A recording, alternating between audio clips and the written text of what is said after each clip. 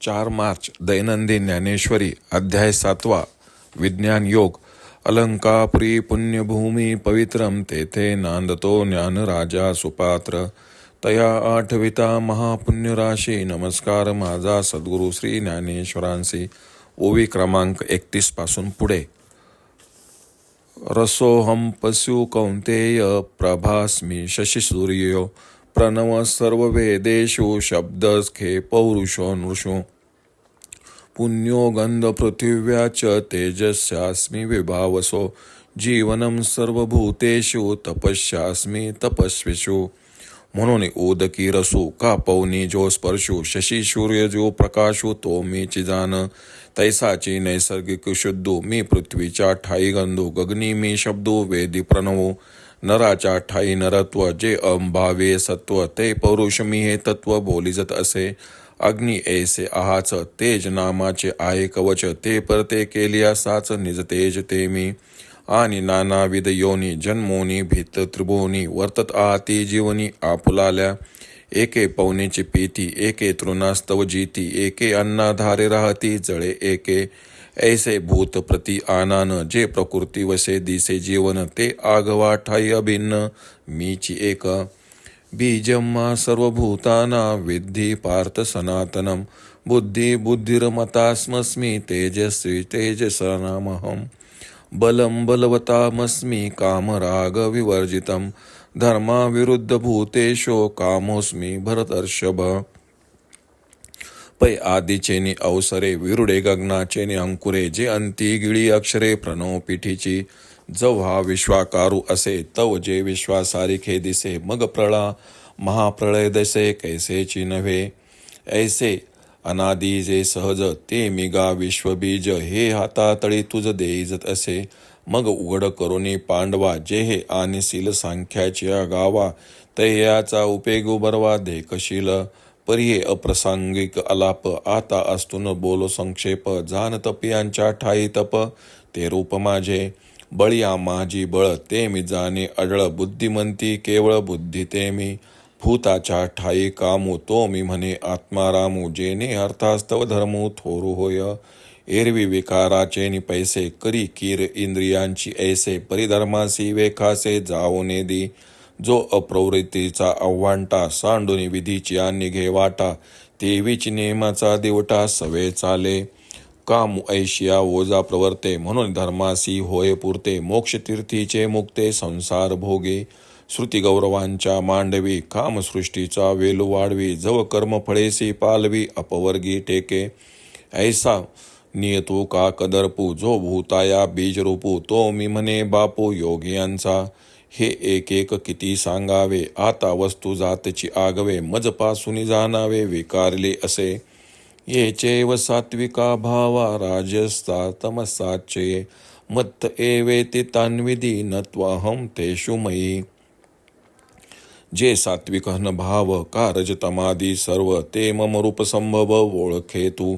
हे झाले तरी माझ्या ठाई परितया माझी मी नाही. जैसी स्वप्नीच्या डोही जागृती न बुडे जैसी रसाचीच सुगट बीजकनिका घनवट परितीये स्तव होय काष्ट अंकुरद्वारे. मग तया काष्टाच्या ठाई सांग पा बीजपण असे काही तैसा मी विकारी नाही जरी विकारला दिसे. पै गगनी उपजे आभाळ परी तेत गगन नाही केवळ अथवा आभाळी होय सलिल तेत अभ्र नाही. मग त्या उदकाचे आवेशे प्रगटले तेज जे लखलखित दिसे तिये वेजू माझे असे सलिल काही. सांगे अग्निस्तव धूम होये तिये धूमी काय अग्नी आहे तैसा विकारू हा मी नोहे जरी विकारला असे.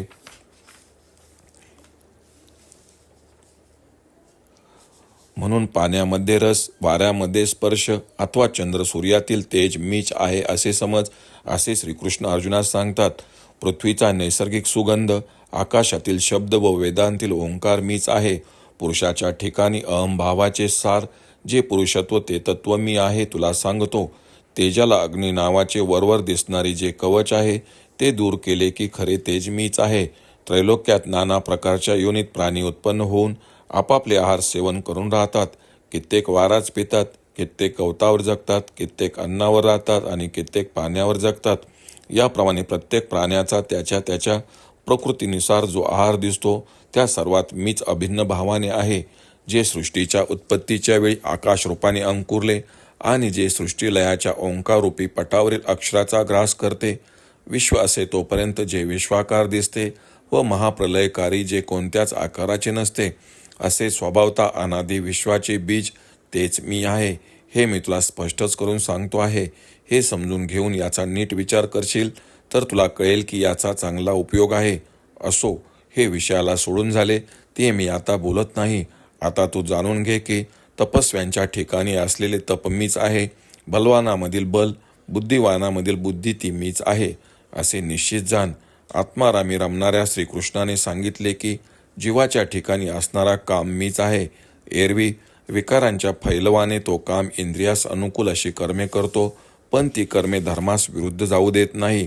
कारण जो काम निषिद्ध कर्माचा आडमार्ग टाकून विहित मार्गाने चालतो व या मार्गाने जाताना त्याच्या हाती नियमरूपी मशाल असते, अशा रीतीने काम चालतो म्हणून धर्माची पूर्णता होते. मग तो काम संसार भोगतो, म्हणजे जणू मोक्षतीर्थातील मोतीच भोगतो. जो काम वेदाच्या मोठेपणाच्या मांडवावर सृष्टीचा वेल वाढविते, त्याची पाने कर्मफलास मोठ्यापर्यंत पोचतात. असा जो नियंत्रित काम, जो प्राण्यांच्या उत्पत्तीचे कारण आहे, तो काम मीच आहे, असे योगी श्रेष्ठ श्रीकृष्ण म्हणाले. एक एक किती सांगू, जेवढे म्हणून पदार्थ आहेत त्या सर्वांची उत्पत्ती माझ्यापासून झाली आहे असे समज. सात्विक, राजस व तामस हे सर्व भाव माझ्यापासूनच उत्पन्न झाले आहेत असे समज. जसा स्वप्नातल्या डोहात जागृती बुडत नाही, तसे हे सर्व पदार्थ माझ्यापासून उत्पन्न झाले, पण यात मी मात्र नाही. अथवा जसे बी रसाने भरलेले असते, त्यातून अंकुर उत्पन्न होऊन पुढे लाकूड तयार होते, मग त्या लाकडात बी राहते का सांग. तसे मी जरी विकारलेला दिसतो तरी त्या विकारात मी नसतो. आकाशात ढग उत्पन्न होतात, पण ढगात आकाश नसते, किंवा ढगात पाणी असते पण पाण्यात ढग नसतात. मग त्या पाण्याच्या बलाने विजेचे तेज चमकते, पण त्या विजेत पाणी असते का.